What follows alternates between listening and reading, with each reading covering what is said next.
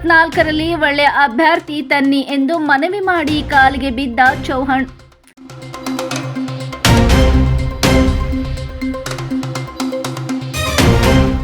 ಭಾಷಣದ ವೇಳೆ 10 ವರ್ಷಗಳಿಂದ ನನಗೆ ಅನ್ಯಾಯವಾಗಿದೆ, ಬೀದರ್ಗೆ ಒಳ್ಳೆಯ ಅಭ್ಯರ್ಥಿ ನೀಡಿ.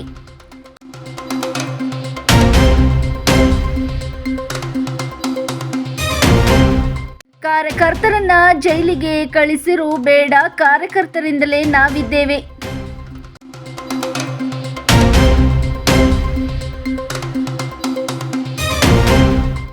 ಕಾರ್ಯಕರ್ತರನ್ನ ಗೌರವಿಸರಿಗೆ ಟಿಕೆಟ್ ನೀಡಿ ಎಂದು ಸಲಹೆ.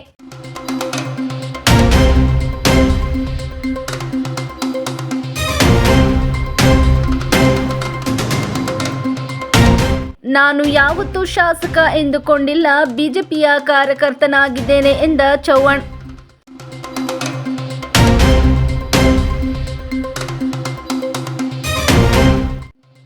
ಎರಡು 2024ಕ್ಕೆ ಒಳ್ಳೆಯ ಕ್ಯಾಂಡಿಡೇಟ್ ತನ್ನಿ ಎಂದು ಪುನರುಚ್ಚರಿಸಿ ಕಾಲಿಗೆ ಬಿದ್ದ ಪ್ರಭು ಚೌಹಾಣ್.